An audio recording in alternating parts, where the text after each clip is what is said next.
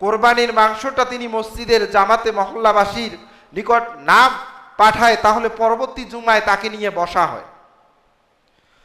তো এটা মসজিদ কমিটির পক্ষে বা মসজিদ কমিটিকে উদ্দেশ্য করে আমার বলা, এবং এটা প্রকৃত মাসলা হচ্ছে, যিনি কোরবানি দিয়েছেন শুধুমাত্র তারই উদ্দেশ্য বা তারই ইখতিয়ার থাকবে যে তিনি তার কোরবানির মাংসটুকু কি করবেন।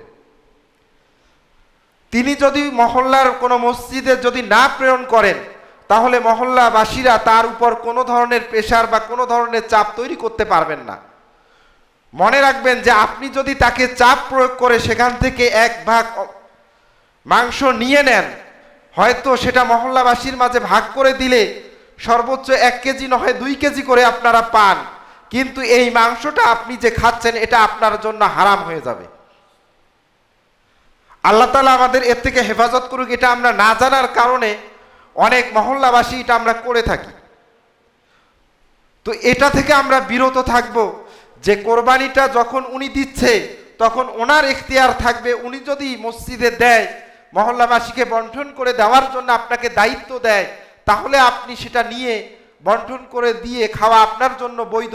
কিন্তু তাকে জোর করে, তাকে প্রেশার দিয়ে সেখান থেকে আপনি যদি মাংস নিয়ে সেটা মহল্লাবাসীর জন্য বন্টন করে দেন, যদিও কাজটা আপনার কাছে মনে হচ্ছে সামাজিকভাবে আপনি অনেক ভালো কাজ করতেছেন, কিন্তু আপনার পদ্ধতিটা যদিও বা ভালো, কিন্তু আপনার মূলটাই হচ্ছে গলত। কারণ কোরবানির পশুর মাংস 3 ভাগে বিভক্ত করা, অর্থাৎ একটা নিজের জন্য, একটা ফকির মিসকিনের জন্য, আর একটা পাড়া প্রতিবেশী বা আত্মীয় স্বজনদের জন্য, যে 3টা অংশের কথা আল্লাহ রাসূল সাল্লাল্লাহু আলাইহি ওয়াসাল্লাম বলেছেন, এটা কিন্তু মুস্তাহাব আমল, অর্থাৎ এটা করলে ভালো। এবং এটা করা আমাদের সামাজিক দায়বদ্ধতা, বা যেহেতু কোরবানির ক্ষেত্রে বলা হয়েছে যে এই কোরবানিটা শুধুমাত্র তুমি আল্লাহর জন্য করবে। আল্লাহ রাসূল সাল্লাল্লাহু আলাইহি ওয়াসাল্লামের হাদিস যে ইন্নাল্লাহা লা ইয়ানজুরু ইলা সুওয়ারিকুম বাল ইয়ানজুরু ইলা কুলুবিকুম, যে আল্লাহ তাআলা বান্দার চেহারার দিকে তাকান না, আল্লাহ তাআলা বান্দার অন্তরের দিকে তাকান। অর্থাৎ আপনি যে কোরবানিটা করতেছেন, এই কোরবানির উদ্দেশ্যই হচ্ছে আপনার অন্তরের। এর উদ্দেশ্য এই নয় যে আপনি মানুষকে দেখানোর জন্য কোরবানি করতেছেন। তো যেহেতু আপনার অন্তর থেকে আল্লাহ তাআলা এখানে আপনার তাকওয়াটাকে পরিপূর্ণ, বা আল্লাহ তাআলা আপনার তাকওয়াটাকে দেখতেছেন, এবং এই তাকওয়ার কারণে আপনি যখন কোরবানি করতেছেন, যারা কোরবানি করবেন তাদের একটা মনের মধ্যে খায়েশাত থাকবে যে আমি যেহেতু এই কোরবানির দিনে আমি আমার বাড়িতে কোরবানি দিয়েছি, আমি ভালো খাবো। আর একটা ছোট্ট আমল, যেহেতু আমি কোরবানিটা আল্লাহ তাআলার জন্যই দিয়েছি, তাহলে আমি এই মুস্তাহাব আমলটাও করি, তাহলে আল্লাহ তাআলা আমার আমল নামায় দ্বিগুণ সওয়াব দিয়ে দিবেন। সেই মুস্তাহাব আমলটা কি? যে আপনি কোরবানির মাংসটা 3 ভাগ করে দিবেন। কিন্তু মসজিদ কমিটির উদ্দেশ্য এটা হবে না যে তিনি কোরবানি দিয়েছেন তার কারণে তার উপর প্রেশার করে সেই মাংসটা নিয়ে বিলি করতে হবে। তো আল্লাহ তাআলা আমাদের এটা থেকে সতর্ক করুক যে হযরতে আদম আলাইহিস সালাতু ওয়াস সালাম থেকে নিয়ে হযরতে মুহাম্মদ সাল্লাল্লাহু আলাইহি ওয়াসাল্লাম পর্যন্ত যত নবী এবং যত রাসূল এসেছেন, যত উম্মত এসেছেন, সকলের জন্য আল্লাহ তাআলা এই কোরবানিটা দিয়ে দিয়েছেন। কোরবানির এই আমলটা শুধুমাত্র যে উম্মতে মুহাম্মাদির জন্য আল্লাহ তাআলা দিয়ে দিয়েছেন এমনটা নয়, যে এই কোরবানিটা আল্লাহ তাআলা পৃথিবীর শুরু থেকে যত নবী রাসূল এসেছেন সকলের জন্য এই কোরবানি আল্লাহ তাআলা দিয়ে দিয়েছেন। ওয়ালিকুল্লি উম্মাতিন জাআলনা মানসাকাল লিয়াযকুরু ইসমাল্লাহি আলা মা রাযাকাহুম মিন বাহিমাতিল আনআম, যে আল্লাহ তাআলা এখানে বলতেছে যে আমি প্রত্যেক জাতির জন্যই কোরবানি নির্ধারণ করে দিয়েছি, এবং এরা যখন এই তাদের গৃহপালিত চতুষ্পদ জন্তু থেকে যখন তারা কোরবানি করবে, তখন তারা যেন আমি আল্লাহ তাআলার নামটা স্মরণ করে।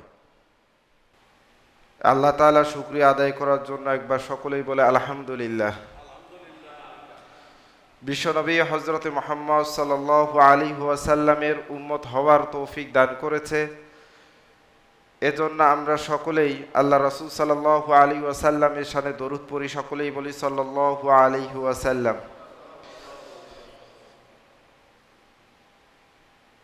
আমরা জিলহজ মাসের 9 তারিখে জুমার দিনে মসজিদে এসেছি এবং এই জিলহজ মাসের সবচেয়ে গুরুত্বপূর্ণ যেটি দিন ইয়াউমুন নাহার অর্থাৎ কোরবানির যে দিনটা, সেটা আগামীকালই আমরা যারা কোরবানি করার নিয়ত করেছি এই কোরবানি করার মাধ্যমেই আমরা এই দিনটি পালন করব। এবং এই দিনের আল্লাহ রাসূল সাল্লাল্লাহু আলাইহি ওয়াসাল্লাম তার হাদিসে বলেছেন, মা আমাল ইবনে আদম মিন আমালিন ইয়াউমিন নাহরি আহাব্বু ইলাল্লাহি মিন ইহরাকিদ দামি ওয়া ইন্নাহু লা ইয়াতি ইয়াউমাল কিয়ামাতি বিকুরুনিহা ওয়া আজলাফিহা ওয়া আশআরিহা ওয়া ইন্নাদ দামা লা ইয়াকাউ মিনাল্লাহি বিমাকানিন ক্বাবলা আন ইয়াতিয়া বিল আরদি ফাতিবু বিহা নাফসান। যে এই ইয়াউমুন নাহারের দিনে আল্লাহ তাআলার নিকট সবচেয়ে প্রিয় এবং সবচেয়ে পছন্দের যে আমলটি সেটা হচ্ছে কোরবানি করা। তো সেই কোরবানিটা আমরা আল্লাহ তাআলা যদি আমাদের যারা আমরা কোরবানি নিয়ত করেছি আমাদের এই কোরবানিটা আমরা আগামীকাল দেব।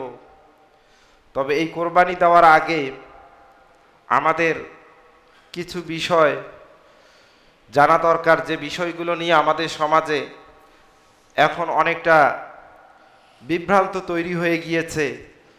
এই বিভ্রান্তটা হয়তো থাকতো না, আমরা মিডিয়ার কারণে আমরা না জেনে না বুঝে হয়তো অনেকগুলো কথা শুনে থাকি যেগুলো আমরা বিশ্বাস করে ফেলি, বা আমরা এর হাকিকত সম্পর্কেও বা যারা আমাদেরকে এই খবরগুলো দিচ্ছে তাদের হাকিকত সম্পর্কেও হয়তো বা আমরা পূর্ণ অবগত না হওয়ার কারণে তাদের কথাগুলোর কারণে আমরা বিভ্রান্তে পড়ে যাই। তো এজন্য আমাদের কোরবানি যেহেতু আমরা দেব, তো কোরবানি দেওয়ার আগে আমাদের কিছু বিষয় অন্তত জানা দরকার।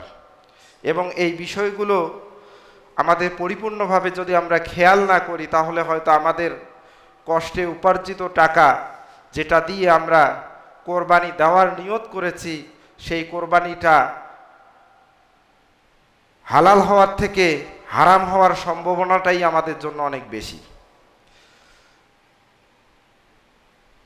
আমরা যারা পশু ক্রয় করেছি, পশু ক্রয় করার ক্ষেত্রে আমরা অবশ্যই সতর্কতা অবলম্বন করেছি যে পশুটা যেন দোষ ত্রুটি মুক্ত থাকে এবং সকল ধরনের ত্রুটি মুক্ত কোরবানির পশুই আমরা কোরবানি দেওয়ার চেষ্টা করি। এবং আমরা এটা সকলেই জানি, যারা কোরবানির পশু আমরা ক্রয় করেছি আমরা এটা সকলেই জানি যে কোরবানির পশুটা যেন নিখুঁত হয়। এখন এই নিখুঁতের কথা চিন্তা করতে গিয়ে আমরা অনেক ক্ষেত্রে হয়তো বুঝতে পারি না যে আসলে একটা গরুর কতটুকু খুঁত থাকলে সেই গরুটা দিয়ে কোরবানি দেওয়া যাবে বা কোনো পশু কোরবানি দেওয়া যাবে, আর কতটুকু খুঁত থাকলে কোরবানি দেওয়া যাবে না। এই বিষয়টা আমরা হয়তো না জানার কারণে আমরা অনেক ক্ষেত্রেই যে পশুটা দিয়ে কোরবানি দেওয়া যাবে সেটা থেকেও আমরা মাহরুম হয়ে যাই। কোরবানির পশুর খুদের ক্ষেত্রে বলা হয়েছে যে যদি কোরবানির পশুর শিং ভাঙা থাকে তাহলে সেই পশু দ্বারা কোরবানি করা বৈধ নয়, এটা আমরা সকলেই জানি। কিন্তু বলা হয়েছে এখানে মাসলাটা হচ্ছে যে সেই পশুর শিংটা যদি ভেঙে যাওয়ার পরে সেটা যদি তার মস্তিষ্কের মধ্যে আঘাত করে তাহলে এ পরিমাণ যদি কোনো পশুর শিং ভাঙা হয় তাহলে সেই পশু দ্বারা কোরবানি করাটা বৈধ নয়। তবে শিংয়ের যদি অগ্রভাগ সামান্য ভাঙা থাকে তাহলে সেই পশু দ্বারা কোরবানি করাটা বৈধ। তো অনেক ক্ষেত্রেই পশুর হাটে গেলে দেখা যায় যে এই সামান্য বিষয়গুলো নিয়ে ক্রেতা বিক্রেতার মধ্যে অনেক কথা হয়ে যায়। তো এগুলো থেকে আসলে আমাদের পরিহার থাকা এবং জানা দরকার যে এই ছোট্ট ছোট্ট মাসলাগুলো আমাদের অন্তত পক্ষে জানা দরকার। আমরা না জানার কারণে এই ছোট্ট ছোট্ট ভুলগুলো থেকে অনেক বড় ভুলের দিকে ধাবিত হয়ে যায় যে সবচেয়ে সর্বোত্তম কোরবানি কোন পশু দ্বারা হবে। যে আল্লাহ রাসূল সাল্লাল্লাহু আলাইহি সাল্লামের একটি হাদিস, আবু দাউদ শরীফের হাদিস, যে আল্লাহ রাসূল সাল্লাল্লাহু আলাইহি সাল্লাম তিনি কোরবানি করতেন, তিনি তার কোরবানির মধ্যে যে দুম্বা অর্থাৎ শিংওয়ালা দুম্বা আল্লাহ রাসূল সাল্লাল্লাহু আলাইহি ওয়াসাল্লাম কোরবানি করেছেন। তো এজন্য এবং সেই কোরবানির পশুটা এবং সেই দুম্বাটা অনেক মোটা তাজা ছিল। তো এজন্য বলা হয় যে কোরবানির পশু আমরা যখন ক্রয় করতে যাই, কোরবানির পশুটা যেন স্বাস্থ্যবান হয় এবং শিংওয়ালা হয় সেটাও আমরা খেয়াল করব। এবং কোরবানির পশুর দাঁত দেখার প্রচলন, এটা আমি গত জুমাও বলেছি। তারপরও বিভিন্ন সময় মাসলাগুলো চলে আসে, যার কারণেই বলা আপনাদের সামনে যে কোরবানির পশুর ক্ষেত্রে সাধারণত আমাদের দেশের গরু ছাগল আমরা যেটাই কোরবানি দেই না কেন, এগুলো পূর্ণ বয়স্ক হওয়ার জন্য, অর্থাৎ ছাগল 1 বছর যে হওয়ার যে মেজদাক বা যে সীমাবদ্ধতা, এই সীমাবদ্ধতা ছাগলের আমরা দাঁত দেখে নির্বাচন করতে পারি। কারণ আমাদের দেশে ছাগলের দাঁতটাই ওঠে হচ্ছে 12 মাস থেকে 15 মাসের মধ্যে। তো এজন্য আমরা দাঁত দেখেই নির্বাচন করি। কিন্তু হাদিসের পরিভাষায় দাঁতের কথা বলা হয়নি, বয়সের কথা বলা হয়েছে। যে যদি ছাগলের বয়স 1 বছর হয় তাহলে সেই ছাগল দ্বারা কোরবানি করাটা বৈধ। এখন এই সাক্ষীটা আপনি যার কাছ থেকে কিনতেছেন, তিনি যদি আপনাকে পূর্ণাঙ্গ সাক্ষী দেয় যে আমার ছাগল 1 বছর হয়ে গিয়েছে, তাহলে আপনি সেটা দ্বারা কোরবানি দিতে পারবেন। এবং গরুর ক্ষেত্রে বলা হয়েছে যে গরুর বয়সটা 2 বছর হবে, অর্থাৎ 2 বছর যদি হয়ে যায় তাহলে সেই গরু দ্বারা কোরবানি করাটা বৈধ। এখানে দাঁত দেখাটা উদ্দেশ্য নয়, উদ্দেশ্যটা হচ্ছে যে গরুর বয়সটা পূর্ণাঙ্গ হয়েছে কিনা। এবং আমার কাছে এটাও একটা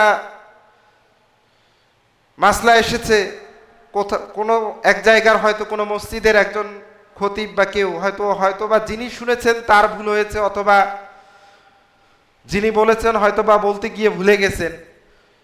উটের ক্ষেত্রে যদিও বা তিনি তার কথায় বলেছেন যে উট এবং গরু এগুলো একই তবিয়তের বা একই জাতীয়, এ ধরনের একটা কথা বলেছেন। তো উট যেহেতু আমাদের দেশে নাই, আবার অনেকেই উট কোরবানি দেয়, তো উটের ক্ষেত্রে বলা হয়েছে যে উটের বয়সটা 5 বছর হতে হবে। কেউ যদি বলে থাকে যে উটও 2 বছর বয়স হলে কোরবানি দেওয়া যাবে, তাহলে হয়তোবা তিনি ভুলের কারণে এটা বলে ফেলেছেন, অথবা অন্য কোনো কারণে তিনি এটা বলে ফেলেছেন। তো কোরবানির পশুটা নির্বাচনের ক্ষেত্রে বয়সের কথাটাই হাদিসে বারবার বলা হয়েছে। তো এজন্য আমরা যারা পশু ক্রয় করতে যাব, আমরা দাঁত দেখে নেওয়াটা, এটা নিজের একটা বিশ্বস্ততা বা নিজের ইয়াকিনটা মজবুত হয়। কিন্তু যিনি বিক্রি করতেছেন তিনি যদি সাক্ষ্য দেন তাহলে সেটা ক্রয় করা যাবে। আর তিনি যদি কোনো কারণে এটা বিক্রি করার উদ্দেশ্যে মিথ্যা কোনো সাক্ষ্য দিয়ে থাকেন, তাহলে এর জবাবদিহি রোজ কিয়ামতের দিন আল্লাহ তাআলার নিকট উনি দিবেন, আপনি নয়। তারপরও আপনি পশু ক্রয় করার ক্ষেত্রে আপনি একটু তাহকিক করে নেবেন। এবং আমাদের সমাজে কোরবানি আমরা দেই, বিশেষ করে আমাদের গ্রাম অঞ্চলে একটা প্রচলন রয়েছে। এটা খুব গুরুত্বপূর্ণ একটা মাসলা, আপনারা খুব ভালো করে এটা মাথায় নেবেন। আমরা মসজিদ ভিত্তিক যে জামাতগুলো পরিচালিত হয়, অর্থাৎ মহল্লা ভিত্তিক যে মসজিদগুলো থাকে, এই মসজিদগুলোতে যখন ওই মহল্লার কোনো ব্যক্তি কোরবানি দেয়, তখন সেখানে মসজিদ কমিটির পক্ষ থেকে একজন মহল্লাবাসীকে নিযুক্ত করে দেওয়া হয়, অথবা মহল্লার লোকদেরকে বলে দেওয়া হয় যে আপনি কোরবানি দিচ্ছেন, আপনার কোরবানির মাংসের 3 ভাগের 1 ভাগ আপনি মসজিদে পৌঁছায় দিবেন। কেন দিবেন? যে এটা হচ্ছে আমাদের মসজিদের জামাতবাসী যারা রয়েছে তাদের হক। এই কথাটা বলে ওই ব্যক্তি যিনি কোরবানি দিয়েছেন তার উপর এক ধরনের একটা পিশাচ তৈরি করা হয়। এবং উনি যদি কোনো কারণে এই কোরবানির অংশ 3 ভাগের 1 ভাগ যদি মসজিদে না পাঠায়, তাহলে তাকে মহল্লা থেকে বা ওই মসজিদের জামাত থেকে বিভিন্ন ধরনের কথা বলা হয়ে থাকে। এবং আমি এমনও শুনেছি যে এমন মসজিদও রয়েছে, কোরবানির মাংসটা তিনি মসজিদের জামাতে মহল্লাবাসীর নিকট না পাঠায়, তাহলে পরবর্তী জুমায় তাকে নিয়ে বসা হয়। তো এটা মসজিদ কমিটির পক্ষে বা মসজিদ কমিটিকে উদ্দেশ্য করে আমার বলা, এবং এটা প্রকৃত মাসলা হচ্ছে, যিনি কোরবানি দিয়েছেন শুধুমাত্র তারই উদ্দেশ্য বা তারই ইখতিয়ার থাকবে যে তিনি তার কোরবানির মাংসটুকু কি করবেন। তিনি যদি মহল্লার কোনো মসজিদে যদি না প্রেরণ করেন, তাহলে মহল্লাবাসীরা তার উপর কোনো ধরনের প্রেশার বা কোনো ধরনের চাপ তৈরি করতে পারবেন না।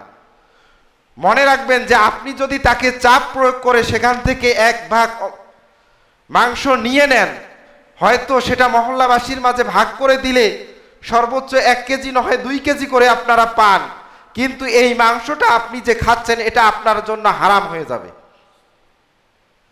আল্লাহ তাআলা আমাদের এর থেকে হেফাজত করুক। এটা আমরা না জানার কারণে অনেক মহল্লাবাসী এটা আমরা করে থাকি।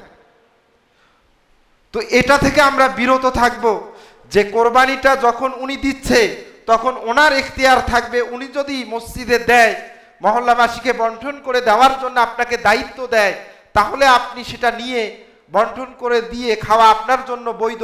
কিন্তু তাকে জোর করে তাকে প্রেশার দিয়ে সেখান থেকে আপনি যদি মাংস নিয়ে সেটা মহল্লাবাসীর জন্য বন্টন করে দেন, যদিও কাজটা আপনার কাছে মনে হচ্ছে সামাজিকভাবে আপনি অনেক ভালো কাজ করতেছেন, কিন্তু আপনার পদ্ধতিটা যদিও বা ভালো, কিন্তু আপনার মূলটাই হচ্ছে গলত। কারণ কোরবানির পশুর মাংস 3 ভাগে বিভক্ত করা, অর্থাৎ একটা নিজের জন্য, একটা ফকির মিসকিনের জন্য, আর একটা পাড়া প্রতিবেশী বা আত্মীয় স্বজনদের জন্য, যে 3টা অংশের কথা আল্লাহ রাসূল সাল্লাল্লাহু আলাইহি ওয়াসাল্লাম বলেছেন, এটা কিন্তু মুস্তাহাব আমল, অর্থাৎ এটা করলে ভালো। এবং এটা করা আমাদের সামাজিক দায়বদ্ধতা, বা যেহেতু কোরবানির ক্ষেত্রে বলা হয়েছে যে এই কোরবানিটা শুধুমাত্র তুমি আল্লাহর জন্য করবে। আল্লাহ রাসূল সাল্লাল্লাহু আলাইহি ওয়াসাল্লামের হাদিস যে ইন্নাল্লাহা লা ইয়ানজুরু ইলা সুওয়ারিকুম বাল ইয়ানজুরু ইলা কুলুবিকুম, যে আল্লাহ তাআলা বান্দার চেহারার দিকে তাকান না, আল্লাহ তাআলা বান্দার অন্তরের দিকে তাকান। অর্থাৎ আপনি যে কোরবানিটা করতেছেন, এই কোরবানির উদ্দেশ্যই হচ্ছে আপনার অন্তরের। এর উদ্দেশ্য এই নয় যে আপনি মানুষকে দেখানোর জন্য কোরবানি করতেছেন। তো যেহেতু আপনার অন্তর থেকে আল্লাহ তাআলা এখানে আপনার তাকওয়াটাকে পরিপূর্ণ, বা আল্লাহ তাআলা আপনার তাকওয়াটাকে দেখতেছেন, এবং এই তাকওয়ার কারণে আপনি যখন কোরবানি করতেছেন, যারা কোরবানি করবেন তাদের একটা মনের মধ্যে খায়েশাত থাকবে যে আমি যেহেতু এই কোরবানির দিনে আমি আমার বাড়িতে কোরবানি দিয়েছি, আমি ভালো খাবো। আর একটা ছোট্ট আমল, যেহেতু আমি কোরবানিটা আল্লাহ তাআলার জন্যই দিয়েছি, তাহলে আমি এই মুস্তাহাব আমলটাও করি, তাহলে আল্লাহ তাআলা আমার আমল নামায় দ্বিগুণ সওয়াব দিয়ে দিবেন। সেই মুস্তাহাব আমলটা কি? যে আপনি কোরবানির মাংসটা 3 ভাগ করে দিবেন। কিন্তু মসজিদ কমিটির উদ্দেশ্য এটা হবে না যে তিনি কোরবানি দিয়েছেন তার কারণে তার উপর প্রেশার করে সেই মাংসটা নিয়ে বিলি করতে হবে।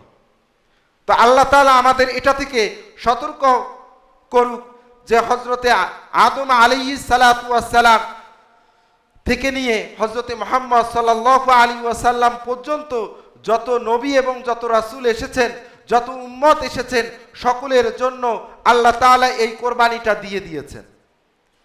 কোরবানির এই আমলটা শুধুমাত্র যে উম্মতে মুহাম্মাদির জন্য আল্লাহ তাআলা দিয়ে দিয়েছেন এমনটা নয়, যে এই কোরবানিটা আল্লাহ তাআলা পৃথিবীর শুরু থেকে যত নবী রাসূল এসেছেন সকলের জন্য এই কোরবানি আল্লাহ তাআলা দিয়ে দিয়েছেন।